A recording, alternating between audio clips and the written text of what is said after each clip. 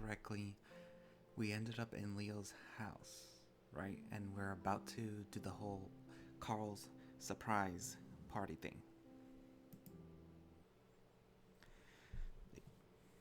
I stare out the window as we roll down the dusty streets of Echo. Every road, every corner, every trailer, and every tree has a memory attached to it. There, in the middle of the dusty parking lot that belonged to the corner market, is a tiny stand. That used to be where I'd get ice cream after begging for $1 from my parents. It's crumbled up and boarded up now, the paint peeling off the tiny chips. And there, in front of Duke's house, is a big flat rock that Jenna was standing on when she told me she was going to run away from home. I can still remember almost exactly how she was silhouetted against the red sunset behind her. And the old train yard where, in the middle of summer, Leo kissed me for the first time while I was sweating buckets under the noon sun. He didn't seem to care, though.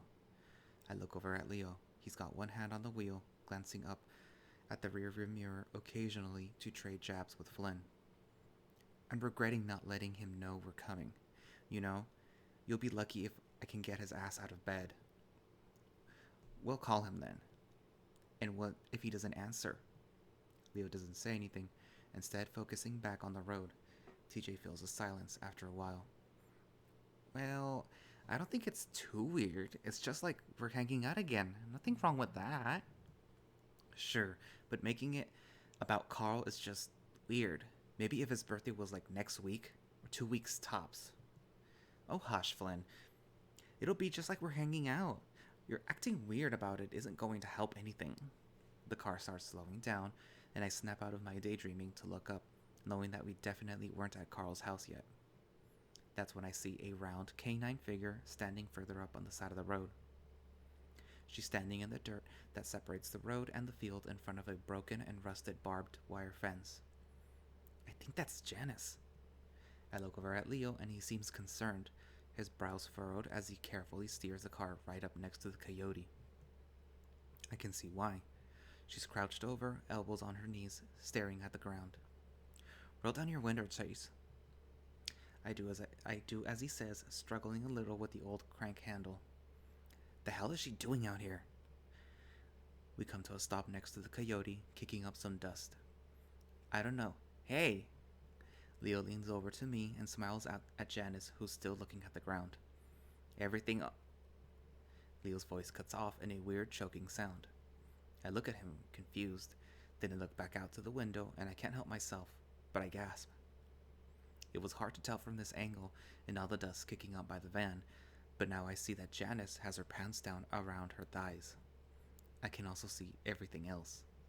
I sit back quickly and avert my eyes, looking at the windshield instead. What the fuck? Oh my god, Leo, keep going. Jenna whispers, her voice strained. Oh, sorry, Leo stops talking and I chance a glance out the window again. Janice is looking at us now, and she's smiling. It's a weird smile because it isn't touching her eyes. It's unnerving. Leo stares back. Leo, let's just go. I hiss out the side of my mouth, staring at the windshield again. He seems reluctant to, though, looking concerned. Janice, do you need some help? His tone is one that you might use on a toddler or a crazy person. I don't hear her say anything except maybe a grunt. Leo bravely keeps trying, though. Idiot. We can give you a rat. Leo stops talking in time for me to hear a pattering sound, a sound I recognize well from my time as a kid, pissing on the dirt roads of Echo. The van lurches forward, then resumes a smoother acceleration back onto the empty road. Holy shit, what the fuck was that? I don't know. Leo's frowning, looking as confused as I've ever seen him. Should I go back? No! I look back and see TJ covering his face. Maybe she could be having some kind of psychotic episode. Or maybe she just had to piss. I don't think so. Did you see the way she looked at me? She was probably just on something. Isn't everyone? No, she doesn't do stuff like that. Well, maybe she does. You never know with people. Again, Leo doesn't say anything. Neither does anyone else. We don't go back. Fucking told ya. Leo stabs the doorbell again, frustration etched across his face. I shift the bag I'm carrying around in my paws, trying to look through the frosted glass on the sides of the door. Maybe he's getting high? He should still be able to hear. I mean, maybe he doesn't want to. TJ holds up his phone. He's not answering his phone either. Leo knocks on the door hard, his biceps bulging. Well, I guess breaking the door might get us inside. Leo stands back, paws on his waist, as he takes a deep breath. He's determined. And I guess he should be considering he set all of this up. We should have just told him to meet us at the diner or something. Do they lock their windows? What? Leo growls. It's not like we're breaking in. TJ's ears pin back, a frown on his face. The wolf puts a paw on his forehead, closing his eyes. Sorry, but I think he's just asleep. It shouldn't be too hard to just get in there and wake him up. I look over at the side of the house and see a window well. I point to it. What about that? Too small. I could probably fit. She hops up to the front porch and crouches down next to the window, pushing at it. Wait, there's a security sticker here. Well, you gotta arm it first, and Carl's such a lazy ass, I know he didn't. Besides, if we set it off, we can just run. It's not like they'll show up anytime soon. Or instead of acting like criminals, we can just stay until the cops show up. She knows us. Jenna hesitates, then pushes at the window again, but it doesn't budge. Locked. Let's try the one above that. That's too high. I'll boost you up. I think this is going a little too far. Leo ignores him and stands next to the window before making a platform for Jenna's foot with his paws. Steadying herself with her paws against the wall of the house, Leo easily lifts Jenna and she manages to grab the ledge. Fucking hell, this is so stupid. Flynn mutters next to me, but I make it a point of not looking over at him. I feel for Leo. He works so hard to make this happen and everyone is giving him a hard time over it. Jenna pushes against the window and it glides open easily. Yes, now I'm gonna boost you up all the way. Hold on. Careful!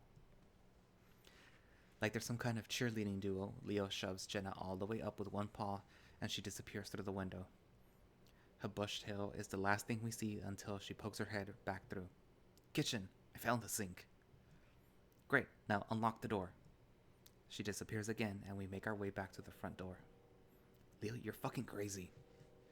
If you don't shut your fucking mouth, Flynn, I'll kick you right in your vagina. Sounds good. Jesus, calm your... Leo turns on him, one foot in front of the other. Flynn shuts up then, and me and TJ are left in a shift around uncomfortably on the front porch. Finally, we hear the door rattling and it opens. Called his name, but he didn't answer. Well, he's gotta be here. It's not like he can go anywhere, or want to. Carl's house is as massive and immaculate as I remember it. It is a mansion after all. There are a few bowls and wrappers lying around on the marble counters. I assume that's because Carl's parents aren't here to tell him not to be a slob. Flynn immediately heads upstairs. Yo, Carl! I set the bags down on the table and TJ sets the cake there too. I look over at him. Are you alright? Yeah, why? Just asking, how was your hike with Jenna? It's alright. I wish you were there, though. Yeah, me too. No. I might go again in a day or two if you'd like. Sure, why not? I promised myself that wasn't an empty promise. Oh, it definitely is. Well, he's not in his room. Flynn's actually looking a little worried now. Maybe he went for a walk? Carl? Walking? In this weather? Hell no. Does he have other friends? Maybe he went out somewhere. I don't think so. Well, let's do a quick sweep of the house. It's a big place. Flynn heads back upstairs, and Jenna and Leo head for downstairs. TJ looks around the kitchen, then moves over to the living room, checking the couches.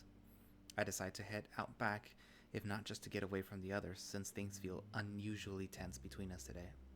I mean, he might be downstairs. As I step out into the backyard, I'm a little surprised. It's different from when I was last here. The playset is gone, and so is a massive trampoline that they used to have. The biggest shock, though, is seeing that the huge treehouse that used to sit on the old oak tree is gone. I stand there for a moment, feeling a vague sense of loss. I have too many good memories of that place. Time moves too fucking fast. After a while, I remember why I'm here and look around again. No Carl, of course, but I start walking around anyway, looking behind bushes, even though I know it's stupid. While I felt for Leo, I could still see where Flynn was coming from. It would have been a way better idea to warn Carl or just meet up somewhere else. Leo just gets carried away a little when he has his heart set on something. He probably had the whole scene planned out in his head before we even got here. Mostly, I just felt really bad for him. He's been working really hard to make this trip interesting for all of us. I think it's our fault more than anything that nothing's working out. Flynn's a dick. Carl doesn't care. Jenna's also kind of being a dick, and TJ's always into stuff that none of us are. And I'm just boring. As I round the corner of the house, I'm surprised to see Flynn standing there. He must have come out the front door. Oh, hey Flynn. I thought you went upstairs. Flynn doesn't seem surprised at all to find me out here, which makes me think he was looking for me. I did. Wasn't there, so I thought I'd look outside. Oh, well, he's not in the back, so... I don't know why, but Flynn is making me feel awkward as hell. Is something wrong? Flynn folds his arms and leans up against the house. Well, Carl's missing, so I guess that's a problem. Yeah. I try to think of something to say. Well, I'm sure he's just hiding somewhere, or maybe he's out at the diner. Probably just got tired of being stuck in his own house. Yeah. He straightens up again and steps forward, and I don't know why, but I take a step back.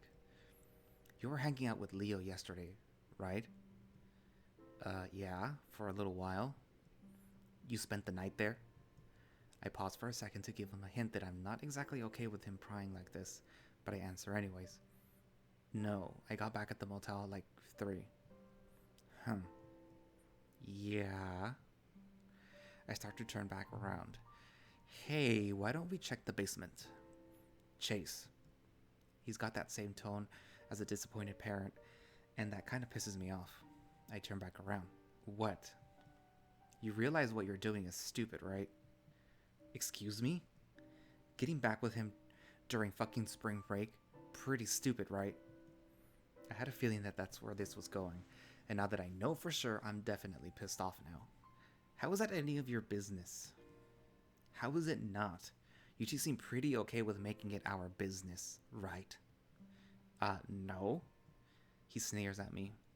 Cuddling up on the lake where our friend died is pretty messed up, isn't it? What? I saw you two. You know I did. So what? What does that have to do with Sydney? I guess I just find it weird that you'd start up your old flame on what's practically a grave. What the hell are you talking about? Feeling changed from anger to bewilderment. I did know what he was talking about. I just didn't know why. Well, since it's all out in the open now, why not talk about it? You're the one that put it out in the open. In the worst way possible, by the way. He sneers. His sneer disappears. I just don't get why you're connecting those two things. We weren't even talking about Sydney. How? What else does that leg make you think of? I'm at a loss for words, totally confused. This is Flynn. I never talked about Sydney with him after it happened. I was too scared to. Well, I don't think of it as his grave or anything. Oh really? It's just a fucking leg to you then? He didn't die there, Flynn. It was at the hospital.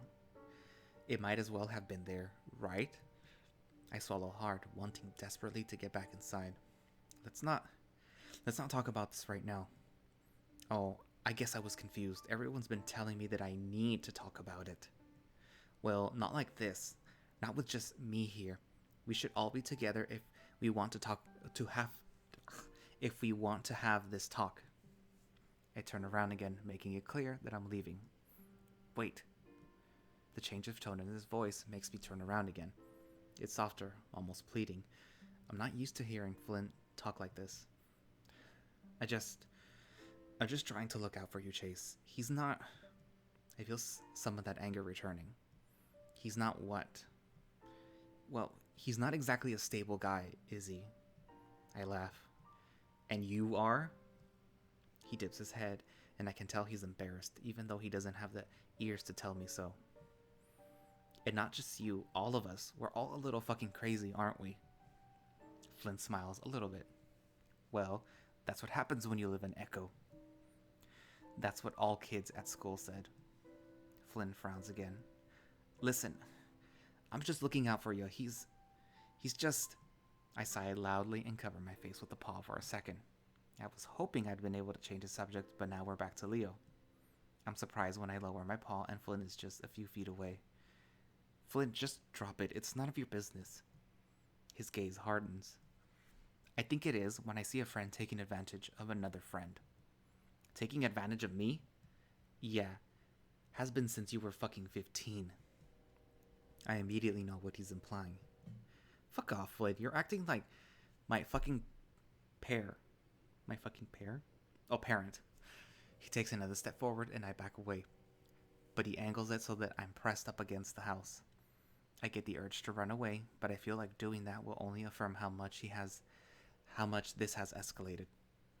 There's a change in him as well, something unfamiliar in his eyes, in his stance, in his voice, even. He leans down to my height. Like playing with fire, huh? You've seen it in his eyes. He's fucking crazy. He pokes me in the chest to emphasize his words. Crazy? Like how you are right now? Flynn pulls away, straightening his back, but still looking down at me. Yeah? Well, maybe I am. That awkward silence stretches out, seems to go on and on until... You know what? I think... Chase! Both of our muzzles flick in the direction of Leo's voice. Mine to his right, Flynn to his left. Leo stands there, ears perked forward, though his expression seems neutral. I wonder how long he's been standing there. I can tell Flynn's wondering the same thing. Any sign of him? No. I slide out from under Flynn, making my way towards Leo. I checked the back, but I didn't see him there anywhere. Leo doesn't even look at me, staring over the top of my head. I look and see Flynn staring right back, his shoulders still tense. It's when I feel Leo's heavy, strong arm drape over my shoulder. Flynn's eyes narrow. Let's get back inside then. As Leo leads me away, I get the feeling that he's still staring Flynn down, even though I don't look up to check. Possessive much?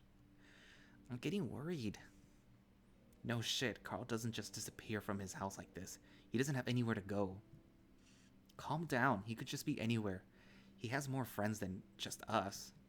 The fact that he isn't answering his phone is kind of fucking suspicious. Leo holds up his paw.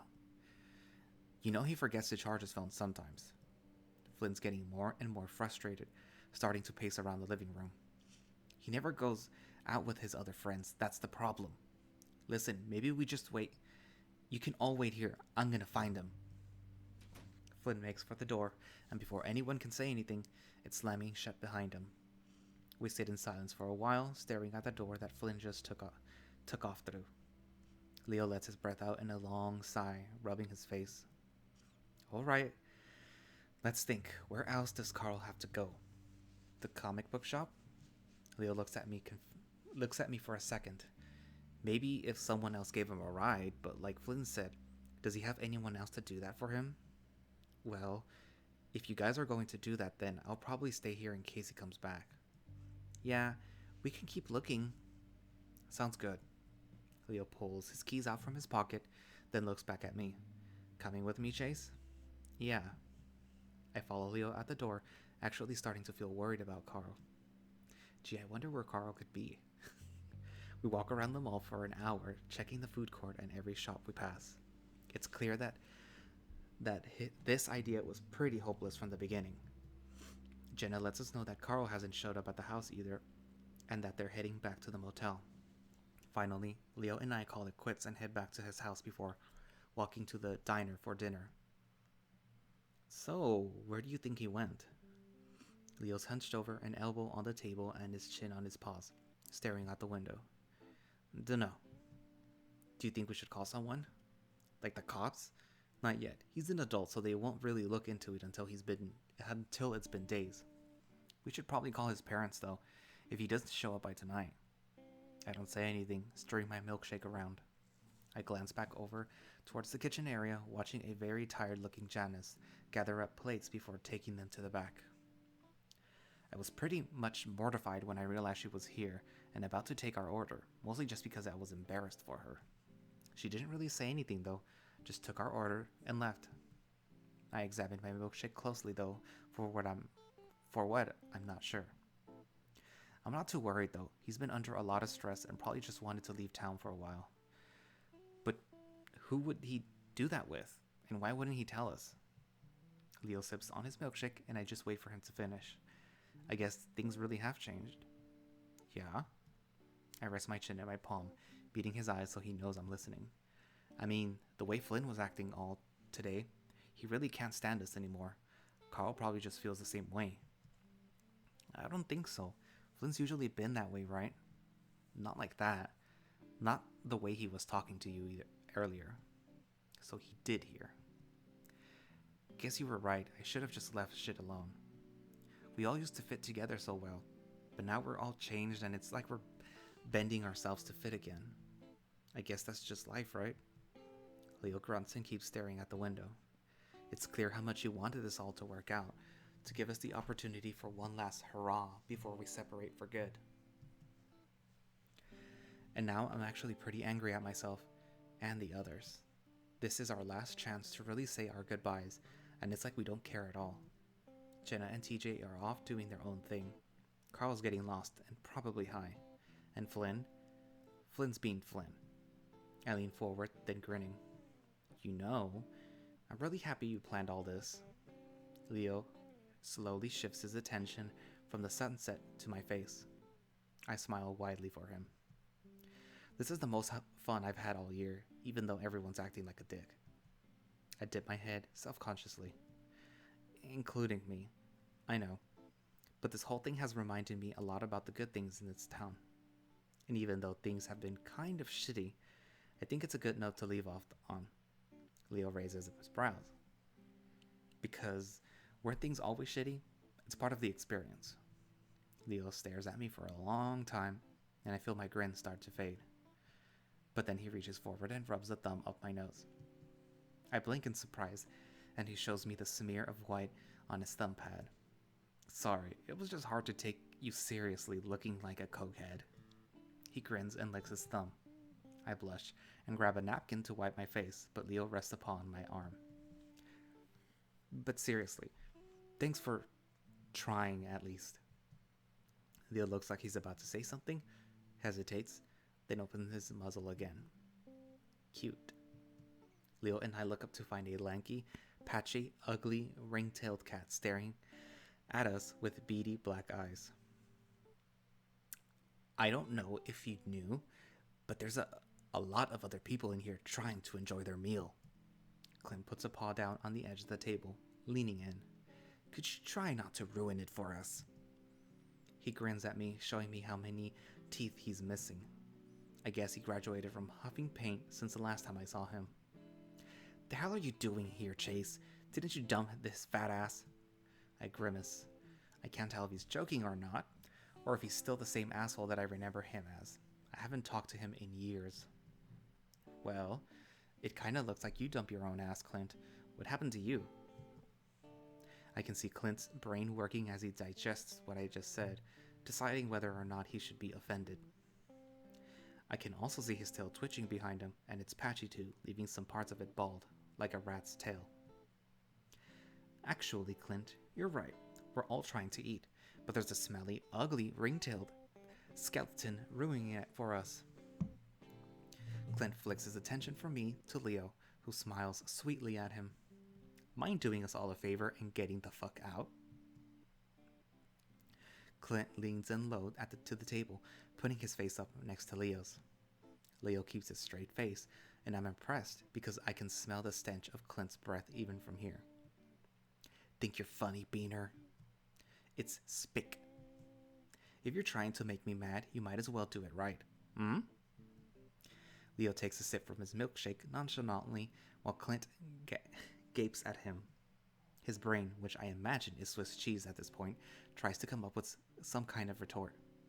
Go fuck yourself. Yeah? Well, I tell you to do the same, but you've got a sister at home, don't you? Clint moves fast, swinging a fist up and around towards Leo's jaw. Leo's ready for him and lunges to the side though. The fist still glances the side of his face. He grabs Clint's arm and yanks him down onto the table, which knocks over my milkshake and sends it splashing into my lap. I gasp and stand up and move to the side of the table while Leo starts to rub Clint's face into the mess, smashing his face into the table a few times. Stop it! I jump as Janice shouts right next to me. Leo hears her too and turns around while still holding Clint down. The dead look in her is still in her eyes, and the fur on her face is matted, like she's been crying a lot, but hasn't washed it since. I am not dealing with this today, Leo. You know Clint started it. Leo's ears are flat as he looks back at Janice, clearly thrown off. Underneath him, Clint snarls and thrashes. Am I gonna have to get the taser from out back? Slowly, Leo backs off of Clint, who immediately shoves himself off the table. I can see Leo prepare himself in case Clint takes another swing, but he doesn't even look at him. His already dirty tank top, smeared brown from the milkshake. He stumbles to the door and disappears outside. And clean up that fucking mess before you leave. With that, the old coyote turns and stalks off to the back. She leaves me and Leo to stare at each other before we ruefully wipe up the spilled milkshake with the brown napkins. There are only 2 other patrons in the diner with us, a skunk and a jackrabbit. But I can feel their eyes on us the whole time, and it only adds to the embarrassment. What do you think her problem is? I ask Leo under my breath as we come back from tossing the ball of wet napkins into the trash can. He just shrugs though, and I follow him quietly out the diner into the late afternoon light outside. We walk in silence for a while, with me walking awkwardly because my soaked and sticky pants are incredibly uncomfortable on my thighs. We stop at the motel where I change and shower before grabbing a fresh change of clothes. Then we start back out again. I think about staying behind at the motel, but I feel like it would be a dick move after what Leo's been through today. As we walk back, Leo takes a detour, stopping at the convenience store. The fight has made things a little awkward between us, so I just shove my paws into my pockets and follow Leo. We go to the back, where he grabs the 12-pack. He doesn't say anything to me either as he makes his way to the front to pay. Finally, when we're back outside, he nudges me in the direction behind the convenience store. Let's sit. I lead the way because we've both done this a dozen times before. We step off the asphalt and down a little ways into the brush, where Leo pulls me up onto a boulder. How tiny are you that he can pick you up and put you on a boulder? Leo sighs, pulling out the first beer bottle. I lean back. He pulls out his keys to use as a bottle opener on his keychain before handing it over to me. He does the same for himself, then practically chugs the whole thing before grabbing another even before I'm able to take my first swig. I don't comment on it and instead look out at the sunset, thinking about how nice it would be to just sort of run off into the wilderness. At least for a little while. I lean back and sigh, noticing a white and brown splotch on the knee of Leo's jeans. What you said to Clint, that was pretty mean. He said some pretty mean stuff too, and it's not like I like saying that shit to him. Seeing me lying back, Leo shifts closer to me, allowing me to rest my head against his thigh. Again, the familiar position isn't a good idea, but I just don't care. So, does Clint still live with his dad? No, he went to prison 2 years ago. Really? Because of... yeah. Shit. We sit in silence, enjoying our quiet surroundings. As I lay there, I hear Leo open another bottle. Then another. Finally, he lets out a big sigh. Chase, come back to Echo. I close my eyes, turning my vision blood red again against the sunset. Maybe. Just not yet. He doesn't press the issue, instead reaching out for another bottle. By the time I get to my second one, the rest are gone. Jesus. As we walk back to Leo's house in silence, he occasionally brushes his tail against my own. I let him. He's mildly drunk, so he's sort of excused for now. No, he's not. I do have to push his muzzle away when he leans up against me for some support after his feet hit the sudden dip in the road. I'm busy trying to steady him when I hear footsteps pounding up behind us. Before I know it, Leo shoved me hard to the side, and I go stumbling into the weeds. Whirling around, I see a dark figure running off to the side from Leo. His attack aborted as he saw the wolf had seen him. He comes back around, and I immediately see that it's Clint, and he's got a crowbar in one paw. My stomach drops as I look from him to Leo, who's got a giant smile on his face, like that's exactly what he wanted to happen. What the hell? Come back for more, Clint. Clint doesn't say anything. Instead, he just screams and runs at Leo. Usually, I wouldn't be worried about Leo in a fight with Clint, but the crowbar and the fact that can barely stand has me really worried. Leo backpedals, then ducks low and lunges forward, which I don't think Clint expects. His grunt is guttural, but to my surprise, he doesn't go down. Instead, he grips the back of Leo's shirt before raising the crowbar and bringing it down hard into Leo's back with a solid metal thud. I gasp and cringe, starting to jog towards them. Clint presses forward and Leo trips over something, landing on his butt. Clint raises the crowbar again and Leo raises a paw. For about 2 seconds, they play a game with Leo moving his paw around above his head, anticipating the swing. Clint, meanwhile, keeps trying to re-angle the crowbar so that Leo will miss. He doesn't get a chance though, because that's when I reach them. I'm not exactly a good fighter, considering I've never been in a fight before, but the idea of Leo getting hit in the face beaten with the crowbar provides me with a terror that spurs me on. I jump on his back, grab a handful of his fur on his forehead, and yank back as hard as I can. I guess I should have hit him or something, but it seems to work alright. His remaining teeth flash in the porch light, and I get a hot blast of that rancid breath as he snarls angrily. Suddenly, I'm sitting down on the asphalt, feeling like my forehead had just caved in. He must have somehow swung the crowbar back and hit me. I desperately rub at my head, imagining the skull shattered into a million pieces like an egg, but everything feels like it's still in shape. The fight's still going on, and now I can hear Leo snarling. It's not a sound that I've heard that often, but it's deep and way scarier than anything Clint could have managed. I try to focus on the spot that I see their bodies tangled together. When I do, I see that Clint's on top again, that the crowbar is raised, pointy end aimed down at Leo's face. I start to crawl towards them, but there's no way I'm gonna make it. Again, the sound of something hard striking flesh, but this time it isn't Clint hitting Leo. It's Clint that hisses in pain this time as he arches back, baring his fangs. There's a dark shape behind him, but before I can focus on it, Leo's massive paw smashes into the side of Clint's face. Leo's not playing this time. In fact, it looks like he put everything he had into that punch, and the sound it makes is like a slab of beef being thrown against concrete. Clint's body visibly goes slack before he slumps down against Leo, only to be shoved roughly to the side. I crawl up next to the wolf, and he looks over at me as I do. His paw immediately goes to my head to steady it as he looks to my head to, I guess that's supposed to say steady, it as he looks closer at my face. Fuck, did he hit you? That's when I realized that I had a massive headache and feels like it's full of water. I rub a spot that itches a bit right above my eyebrow and my pads come away slightly dark and bloody. That fucking piece of shit! Leo sends a fist back into the side of the downed Clint's face. Hey, that's enough, Leo. That's when I remember that there was someone else that actually saved Leo. The voice is familiar, but it isn't until I look up at the source that I recognize Kudzu. I think that's how you say his name, Kudzu. He's breathing hard and he's holding the crowbar that Clint dropped.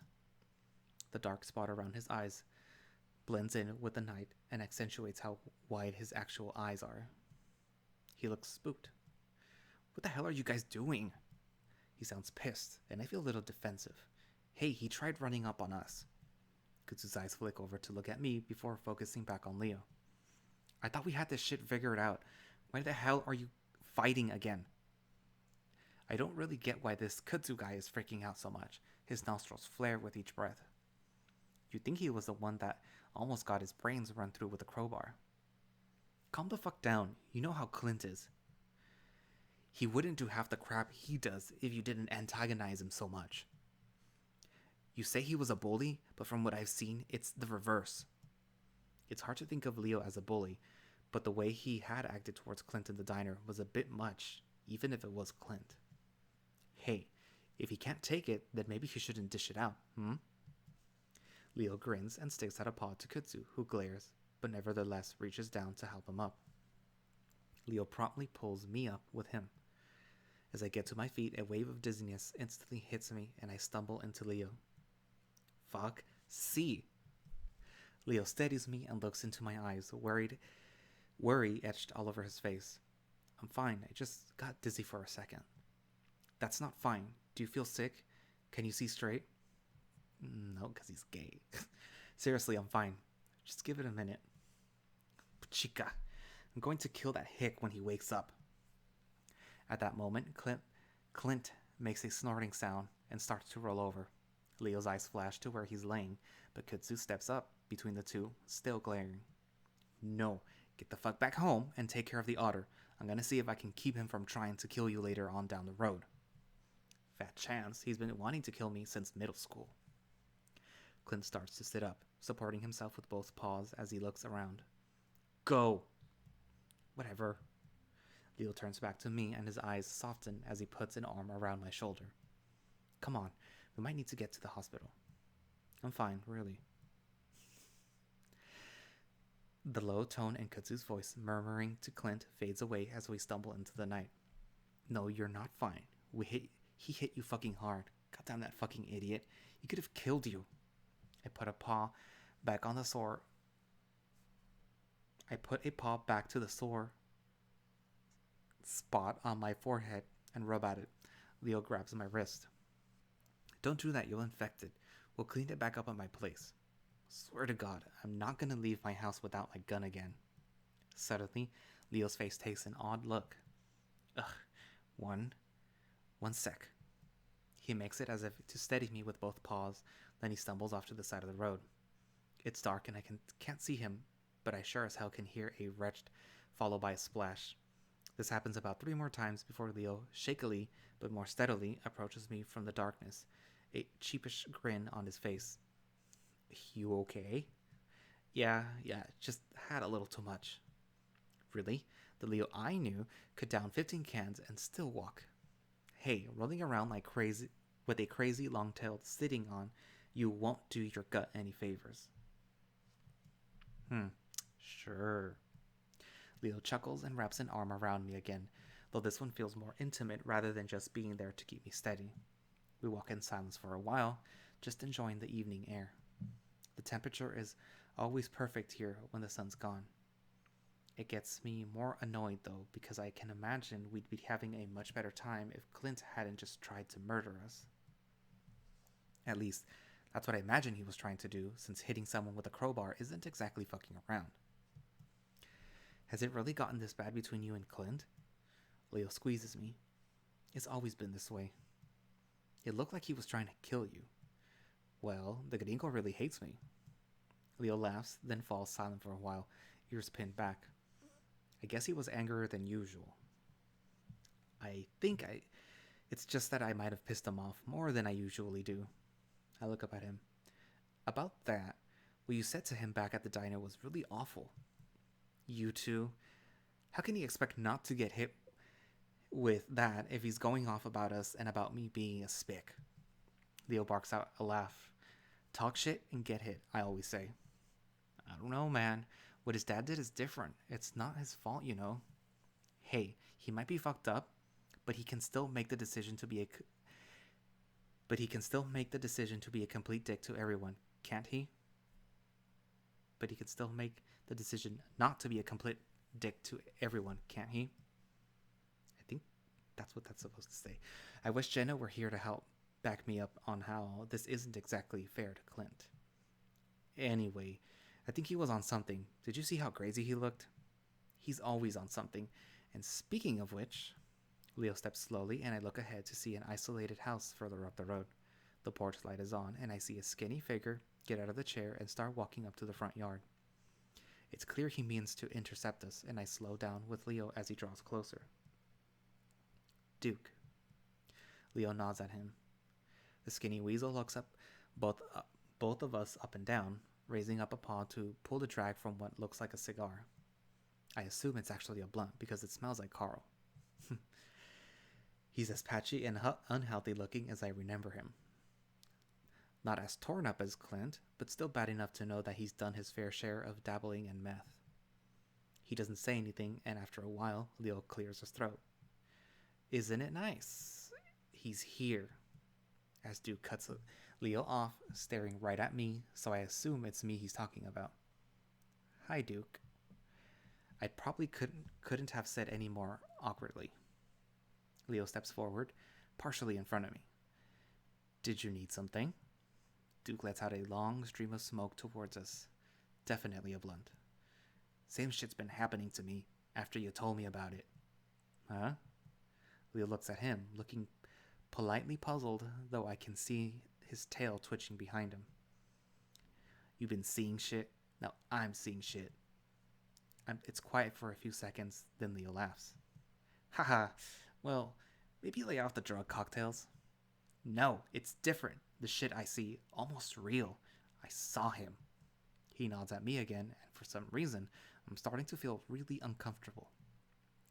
Leo laughs this time. It's much more forced. He starts pushing me along further up the street. Sorry, Duke, but Chase is taken. Janice is still single, though. Duke follows us, walking along the dirt while we stay on the asphalt. When did he get here? Leo doesn't say anything and keeps pushing me along. I can see Duke getting angrier, and I don't want another fight, so I finally butt in. I got here Saturday. Is something wrong, Duke? Duke doesn't answer. He just stops and watches us go, a frown stretched across his face. I keep on looking over my shoulder at him, but he doesn't move, but he doesn't take his eyes off of us. What the fuck? Stop looking at him, Chase. What was he talking about? Does it matter? Just keep moving and hope we don't run into any more of these cycles. I manage not to look back again, but I feel his eyes on the back of my neck the entire time. Even though the instructions say only to take 2, Leo gives me 3, generic acetaminophen pills. After that, he takes me to the bathroom and starts cleaning the cuts on my forehead. I hope you had food because that acetaminophen can cause bleeding if you take too much. I grimace against the sting of the rubbing alcohol. We really should take you to the ER. This might even need stitches. I lay my head into my paws because not having to hold it up myself feels good. No, it's not that bad. Besides, even if it's a concussion, they'll just send me home and tell me to get some rest. No, they wouldn't. Along with the $500 bill. Yeah, that's probably what they would do. I played football, you know, but you never know how serious it can be. I sigh and don't say anything, deciding it would be easier just not to argue. Leo starts to debate whether or not to shave the fur, but I finally get annoyed and tell him to get on with it. As he prods around, I can feel the area around the cut swelling, and I wonder if I'm gonna get a black eye. Leo finally steps back and starts putting everything back into the first aid kit. Wait. Leo glances at me questioningly. Aren't you hurt? He thinks for a second. I don't think so. I feel fine, I mean. Turn around. I'd seen Clint hit Leo with a crowbar, and he'd hit him hard. Leo sighs before finally turning around, placing his paws on the sink as he stares into the mirror. I look at his back, the black shirt dusty from the dirt he had rolled around in. Carefully, I lift the shirt up his back. It's not as bad as I thought it would be, and I can see the raised fur from a growing welt where the crowbar had hit him, though. There aren't any cuts there, but I do see some spots of dried blood. You have a bunch of little cuts. I see the smooth muscles under Leo's fur shift as he flexes them. Really? Must have been from the rocks in the road. I think my shirt came up a little while we were wrestling around. Give me the alcohol. Leo sighs again, but hands it over. And take off your shirt. He smirks at that and slowly, purposefully, sensually strips his shirt off. I tried to ignore him, but I'd be lying if I said I wasn't turned on by his body. It's been a long time since since I last saw him shirtless, and he's kind of changed. He's thicker and broader in the shoulders and chest, the muscles smoother and a little more filled out. I swallow and start to dab the alcohol into the cuts. He makes no indication of feeling any pain, instead switching his tail around and flicking it up between my legs. Again, I don't know why, but Leo has a way of making you want to play along even if you know it's a bad idea. No, he doesn't. You're just horny. He's been flirting with me this whole time, so I guess it's just sort of broken down my defense. No, you're just horny. Stupid otter. Once I finish rubbing in the alcohol, I let a paw linger on Leo's hip. We both stay like that for a while until Leo finally turns around, leaning back against the sink. I look over at his form, his broad chest down to his thick stomach. You like what you see? Then I look back up at him. His brows are raised, and before I can say anything, he's leaning down. I think he's about to kiss me, so I turn my head to the side, but instead he just nuzzles the side of my head as he brings me in for a hug. I freeze for a second, but relax into his hold after a while, enjoying the feel of his warm fur against mine. He doesn't say anything, just holds me. I can feel his excitement through his pants as he presses into me and starts nibbling at my ear. I gasp as he catches it between his teeth and almost moan. He, of course, knows I have sensitive ears. He moans a little in response, and before I know it, he's pulling me up against him. Then he lifts me off the ground as he spins around and sits me on the sink. My head throbs again, and I think I'm about to fall, but he holds on to me before he begins digging his muzzle into my neck, kissing and licking. I gasp and hug around his body, pulling him closer as he licks and nips. Leaning my throat back, I expose more of my neck to him, closing my eyes as the back of my head presses against the mirror. Leo growls, his paws sliding up under my shirt, filling up my stomach before moving up to my chest. Fucking hell. He moans it, sounding like he just scratched an unreachable itch, like he just had his first drink of water in days. Leo, I gasp, about to tell him to stop, but then his tongue burrows in past my fur to lick at the skin, and my eyes roll. He pulls back, finally, and I lower my gaze to meet his. His tongue is hanging out, making him look a little goofy. I can see a few of my short brown hairs on his tongue. That's gross. He starts to lean in again, and this time I don't turn my head away. As he almost reaches me, his eyes suddenly flick to the right, looking over my shoulder, and I can see shock in his expression. Then he jumps and spins around, knocking over the soap dispenser and the first aid kit. I jump too. What? Leo continues to stare, one paw clutching his chest, the other digging into his thigh. I wait for him to finish, but he doesn't go on. Did you see something? I thought I did, just seeing things, I guess. Finally, he turns his attention to the first aid kit and leans over, starting to pick everything back up. Slowly, I slide down from the sink, pushing my shirt back into place, realizing that the moment had passed. While I'm curious as to what he saw, I'm also conscious of the fact that the break in our intimacy has made things awkward again. Should we check the house? Could be Clint. No, wasn't Clint. Leo grabs his shirt and pulls it back on before turning to me. Just seeing things. I think back to Clint. Well, alright.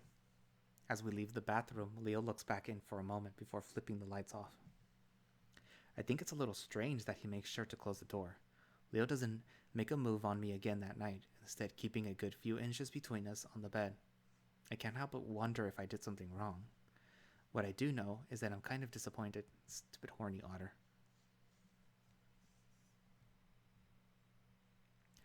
Thursday.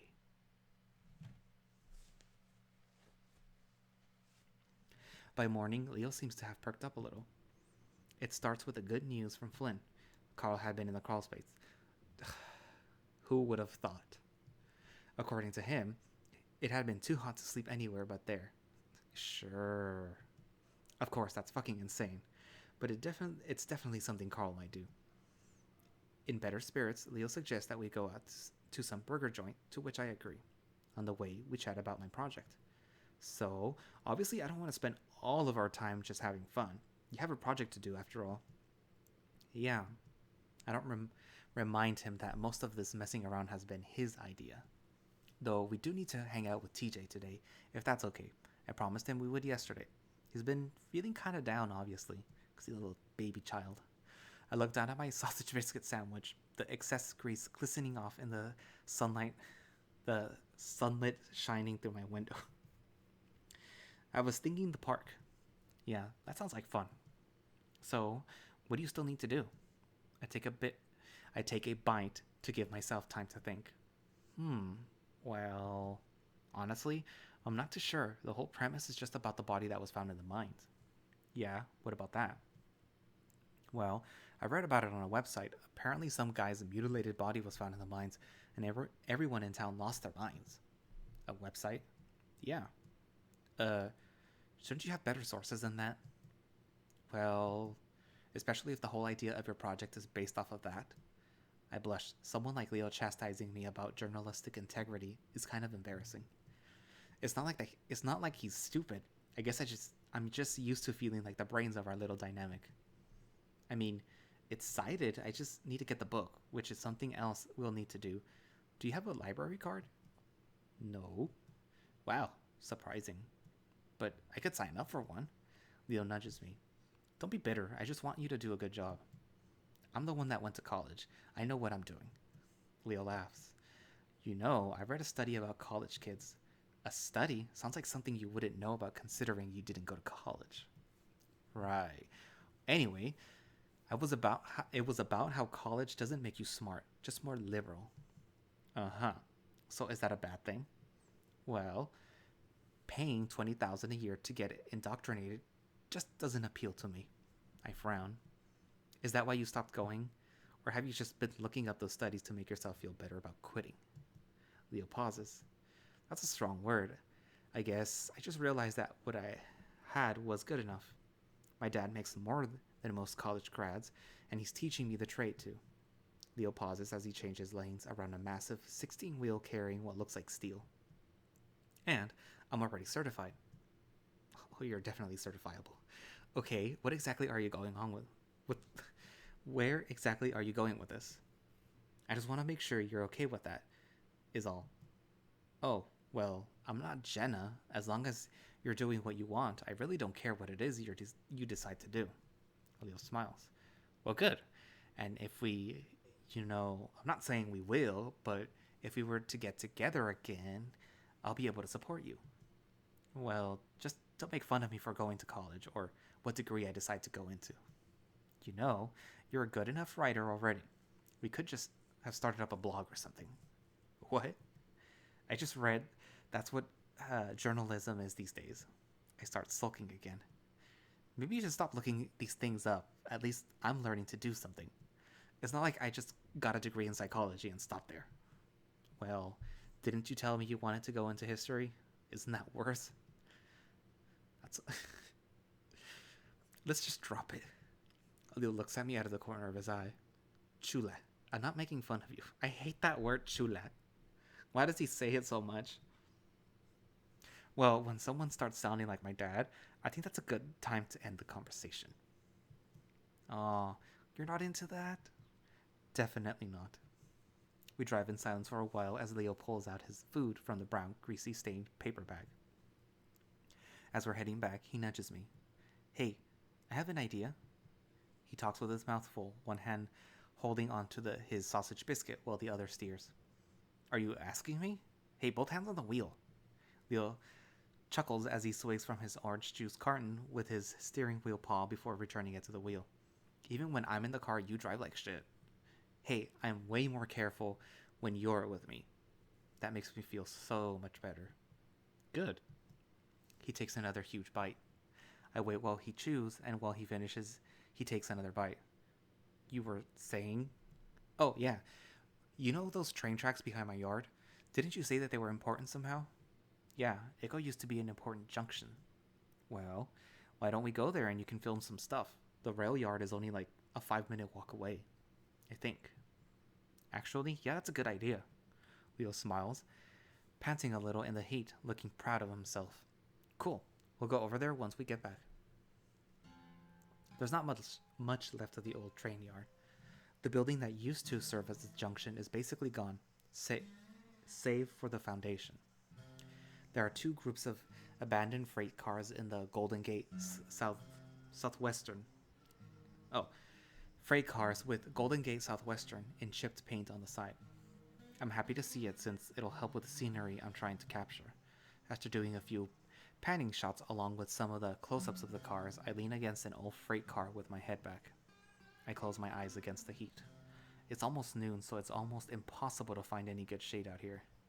For some reason, it's only now that I'm realizing how stupid it was to do this so early. The sunset would have looked a lot better, along with it being a lot cooler. Leo's been gone almost 20 minutes at this point. He said he was going to get some water bottles, but it's been a while. The sweat seeping into my shirt makes my skin crawl. After looking around, I peel it off and hang it up against a small metal ladder on the frame of one of the freight cars. I lean back against the exact same spot I was earlier, where it isn't burning hot, and resume closing my eyes. Vaguely, I wonder how much miles this thing must have covered, how much of the country it's seen.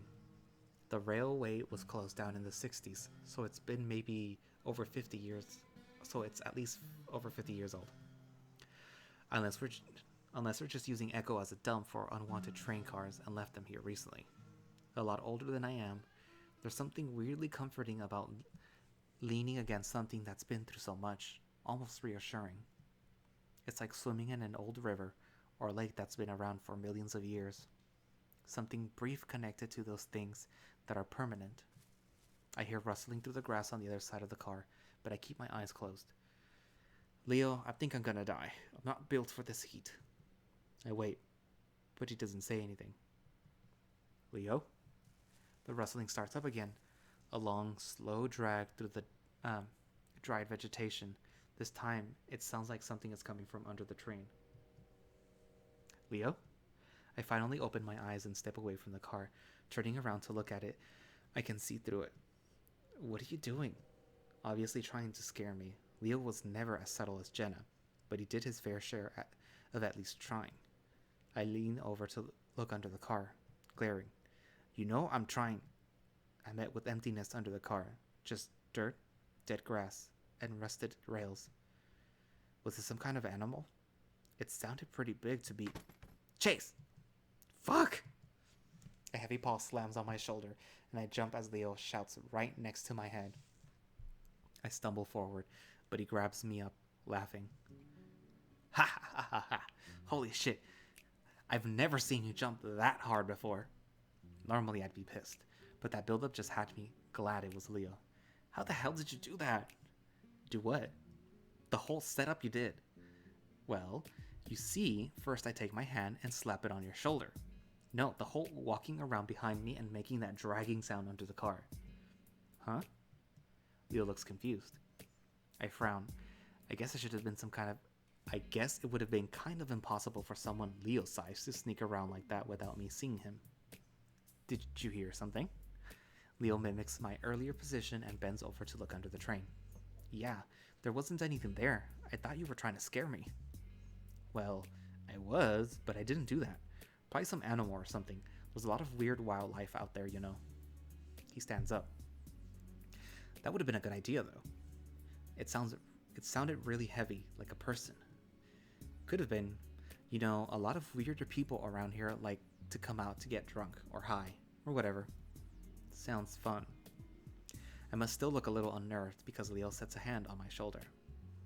Well, I'm here now, so don't worry. His eyes drift down to look at my torso. Damn, you keep in shape. Well, better shape. I smirk, rubbing at my shoulder. Swimming every day helps. Leo rubs my shoulder, grinning. You look good. You always say that, and I always mean it. Well, thanks. It's gotten to the point where I've just stopped pretending that there isn't at least something still there between us. Stop being so horny. And I think I've stopped pretending that nothing's gonna happen on this trip. Eventually. What really worries me is what will happen after. Leo, meanwhile, slides his hand over my stomach. Not that I'd care if you gained any weight. That happens, but I like you this way. Yeah, it happens. I only hesitate for a moment. I slide my own hand under his shirt and Leo makes a soft, gasping noise as I press it up against his stomach. His ears fold back, though he keeps a grin on his face. Being a wolf makes it harder, you know. I believe you. As if to try and convince me he hasn't really gained weight, he flexes his abs, flattening the soft fur on his stomach against my palm. Steel wrapped in velvet. But you know, I'm into that. I get the urge to adjust my pants so my dick isn't jamming so uncomfortably into my crotch. But I don't want to make it that obvious that I'm aroused. You mind feeling some other part of me? You're making me feel fat.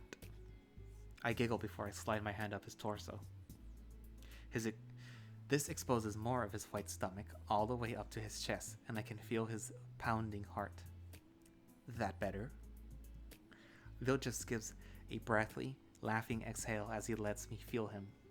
He slides closer, resting both of his hands on my waist. I feel his pecs with my hand as I thumb through his fur to find to find the nipple underneath, feeling it harden in a response. Leo shudders and grins at me. I think this place does things to us, Chase. Remember our first kiss? This isn't the exact spot. Was it really 6 years ago already? I sigh, then slide both of my hands under his shirt and wrap them around his waist, burying my face in his chest. Leo hugs back as he starts nibbling at my ears, which makes me gasp. Hey, can't we just enjoy the moment? Leo giggles. I am. I look up at him, and then I'm not sure if I just run into it, but we kiss. It's a small peck, but then Leo puts his hands behind my head and pushes me deeper into the kiss. He opens his muzzle to clamp around mine, his warm tongue pressing up against my lips. I'm still for a moment, and so is he, waiting for me to respond. When I do, it's with my paw around his back, me kissing back. A soft crack to my right makes me jerk my head from the kiss to look over. Kudzu's standing right there, his arms folded. Leo coughs in surprise, pulling back as well and wiping his muzzle. Oh, Kudzu, what's up? The raccoon's expression is hard to read as usual, but I see the corner of his muzzle quirk up after a while. Not much. What's up with you? Oh, you know, stuff. Leo laughs, and finally Kudzu smiles. Hey, Kudzu. I speak up, feeling awkward, staying silent after Kudzu caught us like that. He nods in my direction. Chase, so what are you guys really doing out here? Seems like kind of a dumpy place to be doing that. I blush, but turn and point to my camera bag sitting inside the opening of a car. I was filming for a project. This place is important to Echo's history.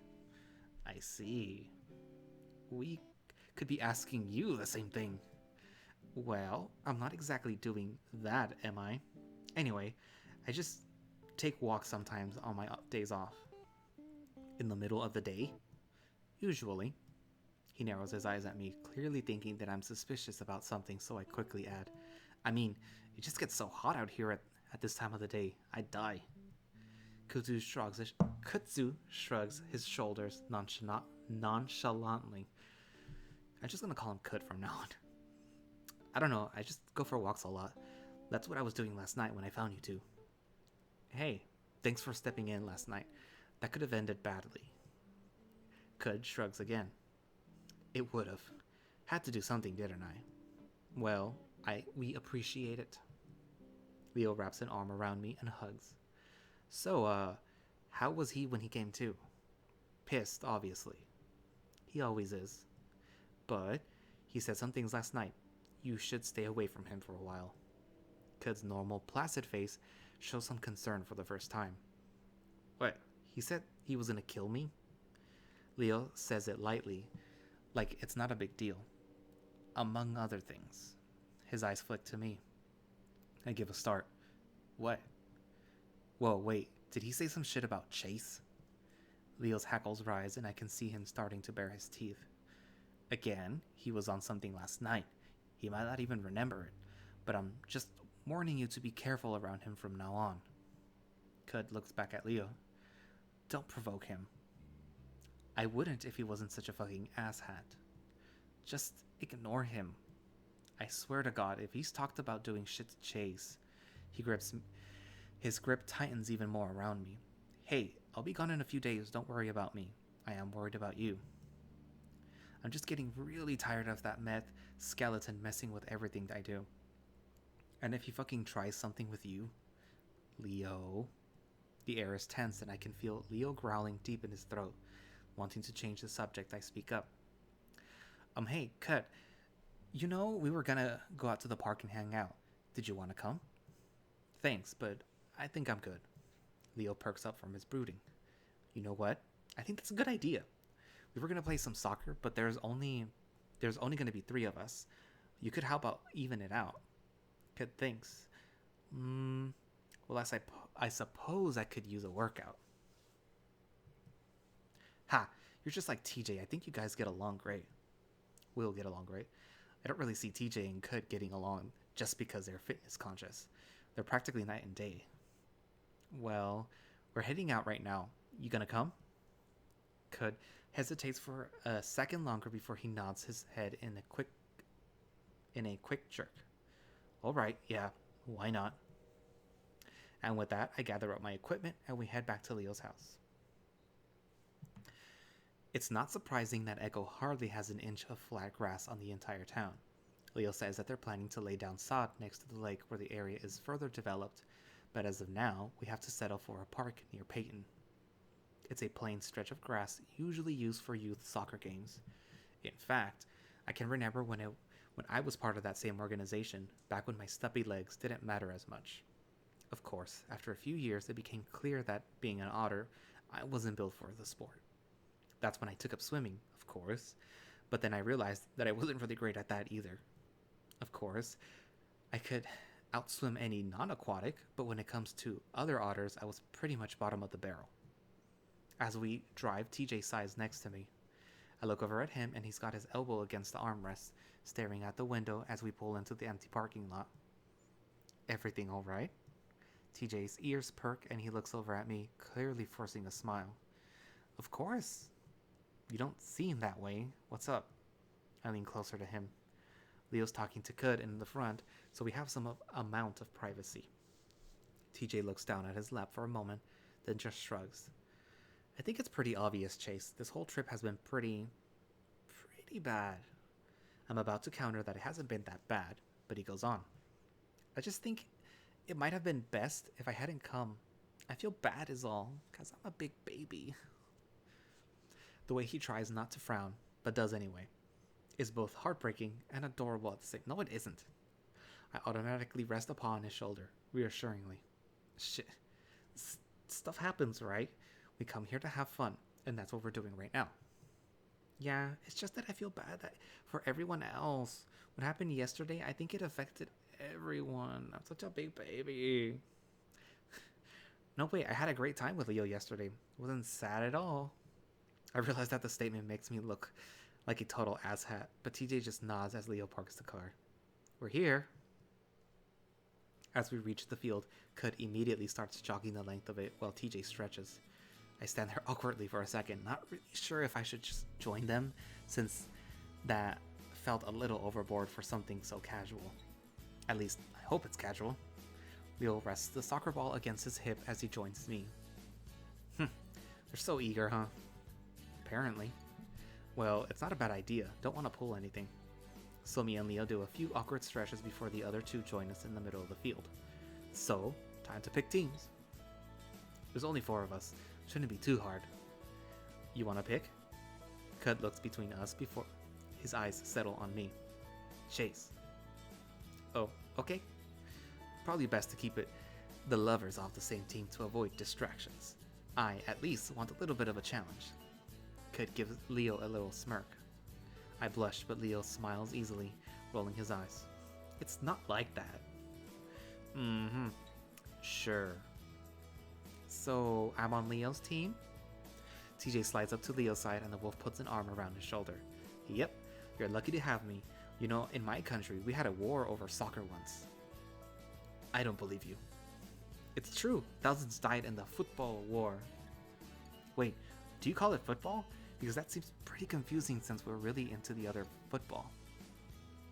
I live here now, so football is soccer and football is football.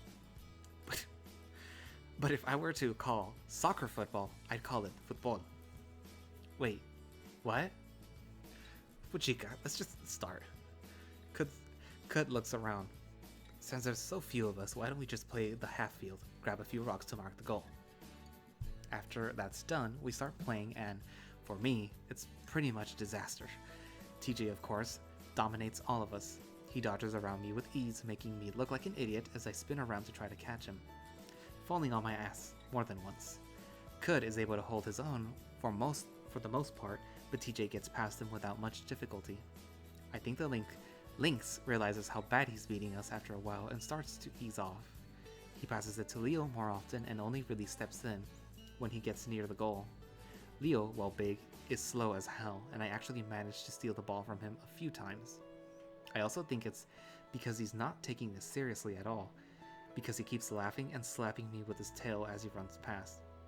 At one point, with the score at like 7-0, I managed to get near the goal. TJ jogs in as I kick the ball clumsily, and it's so clear that he misses on purpose that everyone busts out laughing as it rolls into the net. TJ frowns. What? That was a great kick, Chase!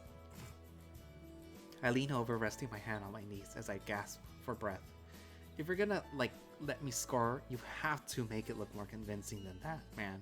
Also, I'm not 5, I can handle getting my ass kicked. After a while, we switch up teams with TJ on my side and Kud on Leo together. It's a bit more even like that, with me being TJ's handicap and all.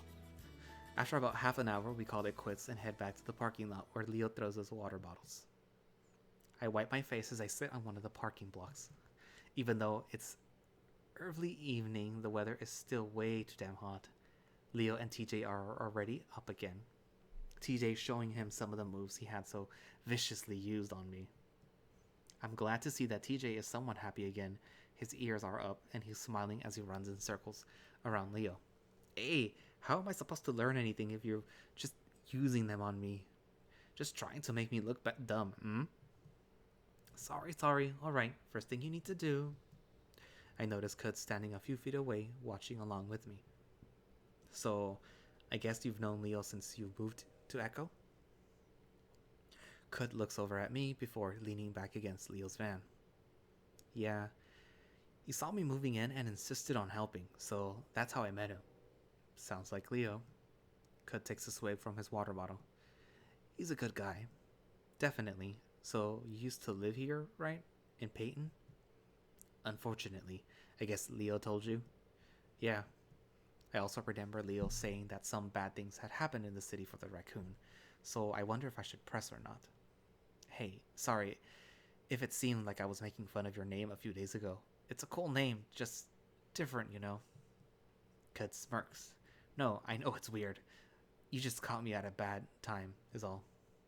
I spread my legs out, sighing as my knees pop. Ugh, I'm not built for running at all. Well, yeah, you're built for swimming. I raise my eyebrows at his bluntness. Bluntness. It's not really a specious thing to say, but most people don't often point out a species aptitude. So I guess I wonder, why do you move to Echo? It's such a dump. Kud is silent for a while. In the meantime, we watch Leo fall on his ass after TJ kicks the balls between his legs.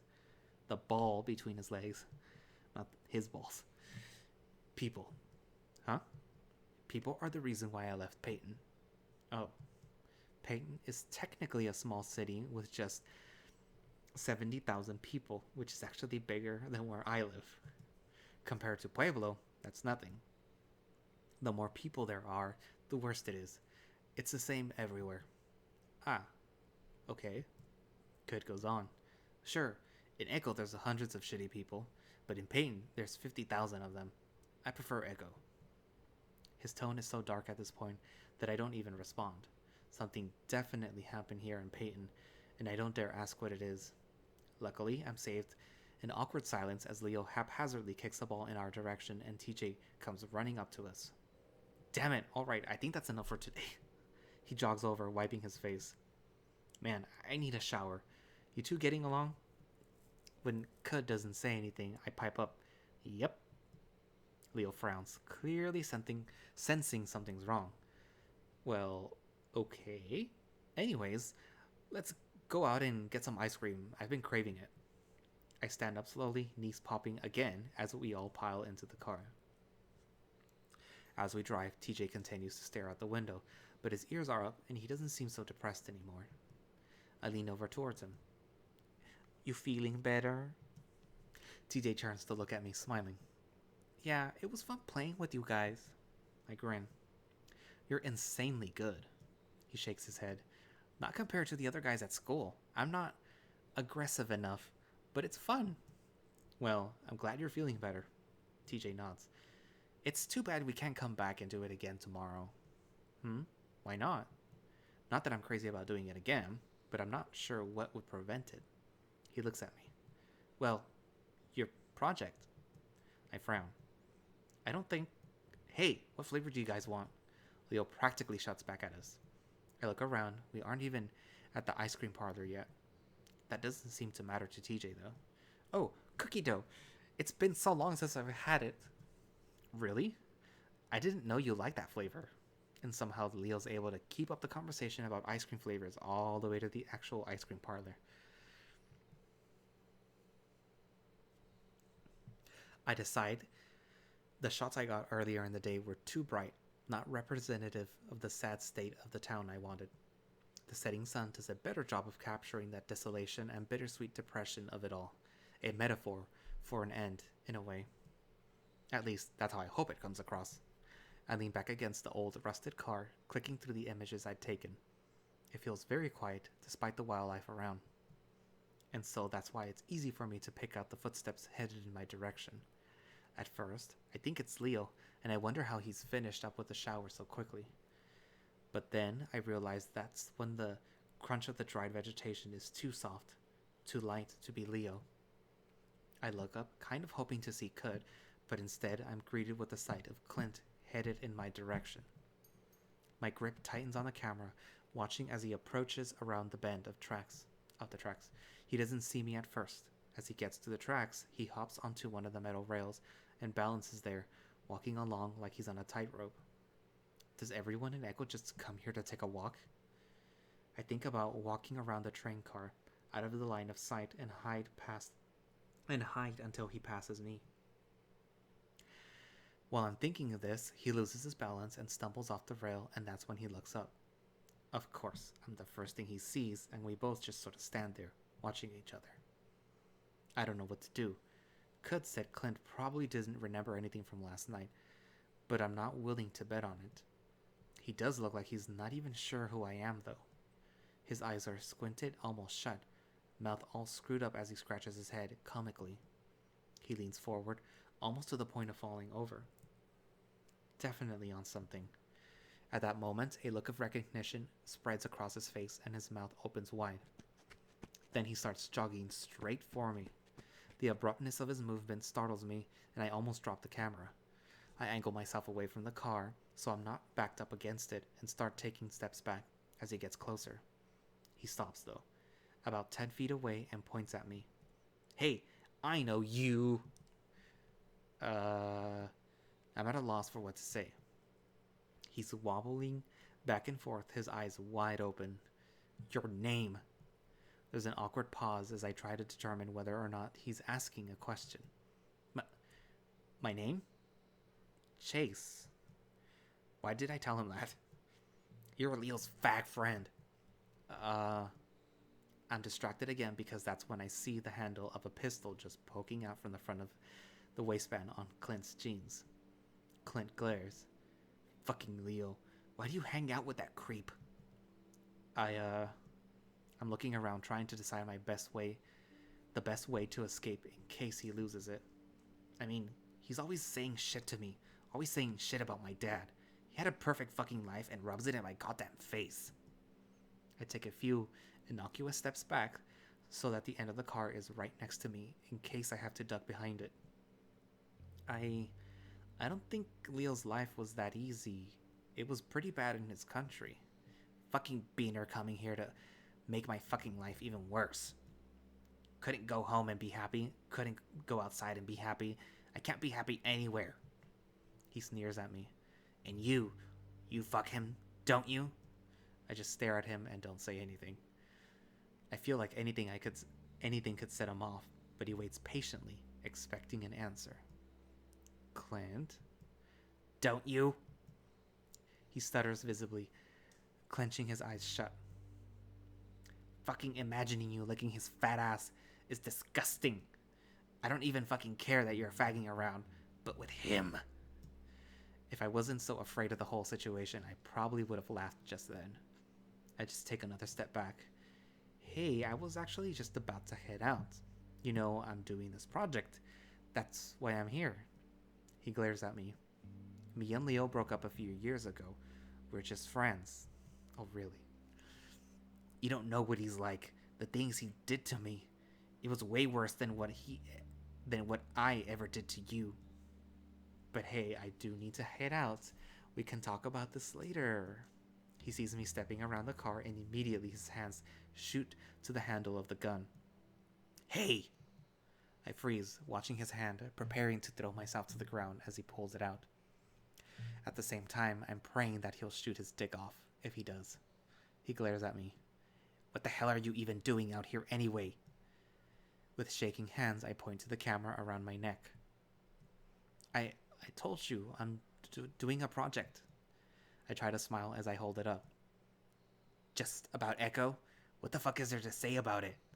His hands loosen on the pistol and I manage to steady my voice enough to actually speak.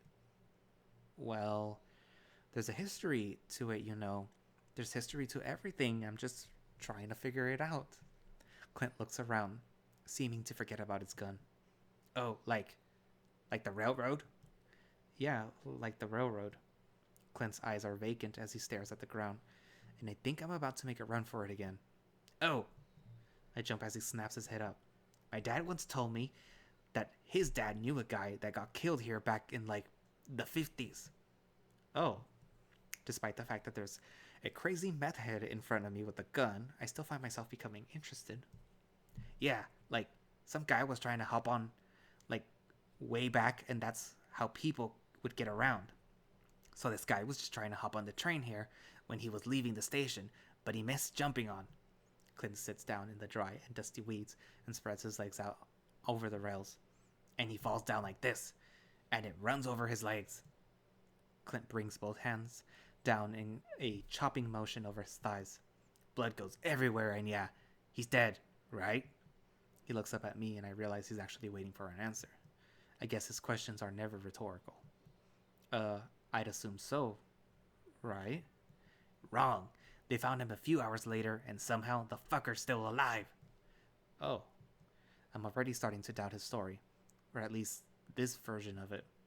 The stumps, he's packed with dirt so he stopped the bleeding, but he's gone crazy by now. He's going on about some creature that came to him and spoke whispers in his ear.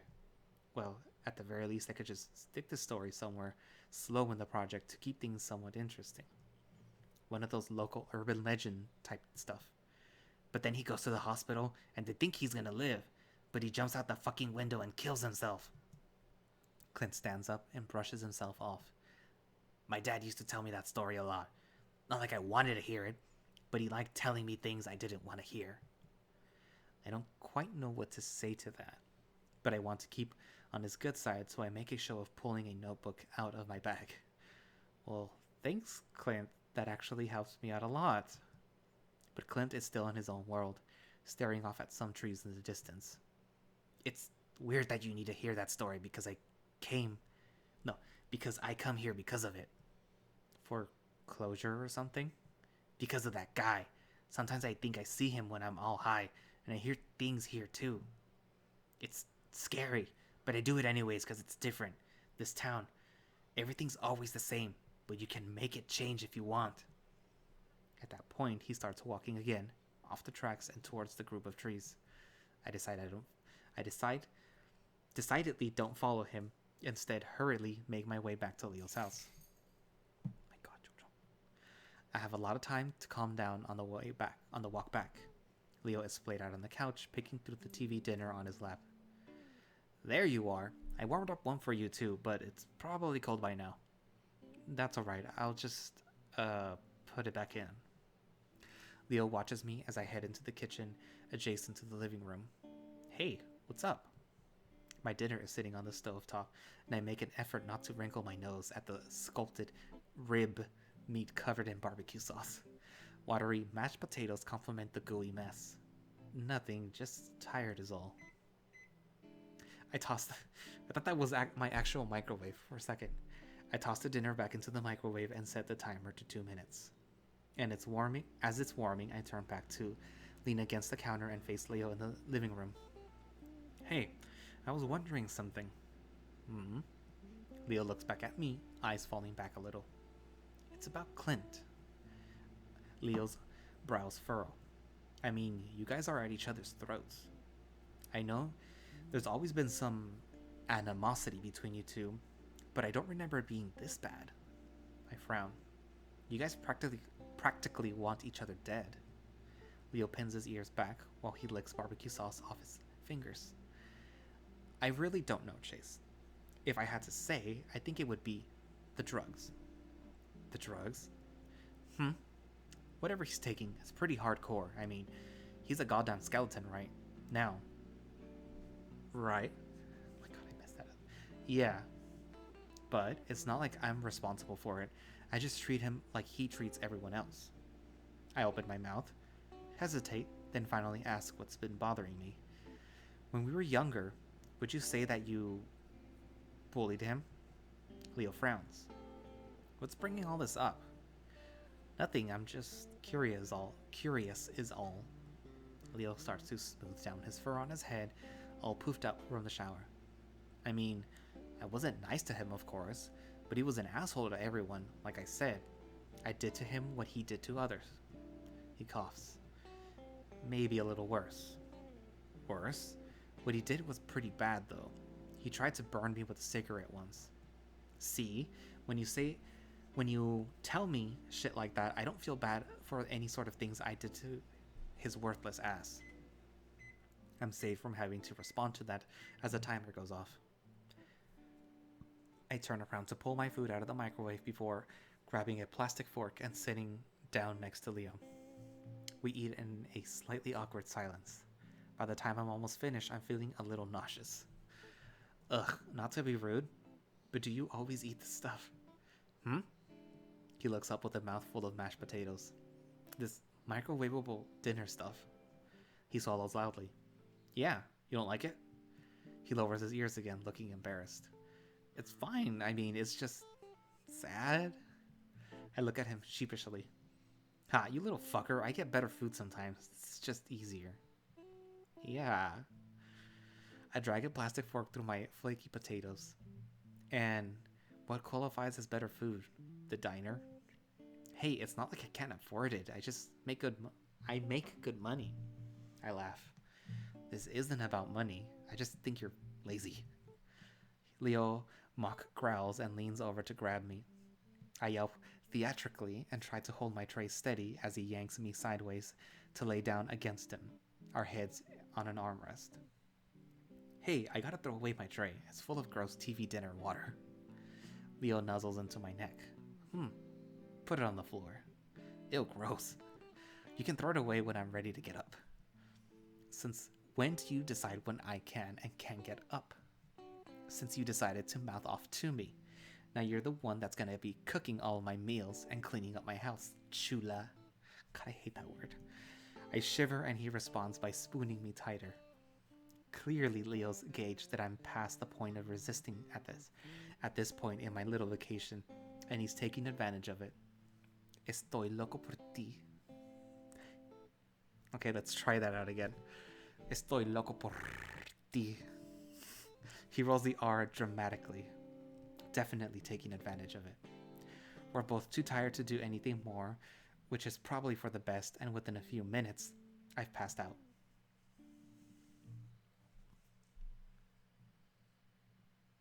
And Friday. And I'm going to leave it there for today. So, yes. A smart person would say that Chase is pretty much culpable in what's going to eventually happen as Leo's route progresses. Because these two are supposed to be separated for 3 years. They're not in a relationship anymore. But here he is, letting Leo pretty much get back into his pants again, even though that hasn't happened yet. But, I mean, I guess it's both of their faults, but really it's Chase's fault. Anyways, thank you for listening, and we'll probably, hopefully, continue this tomorrow, depending on how my dentist appointment goes today. But yeah, thank you all for listening, and bye-bye.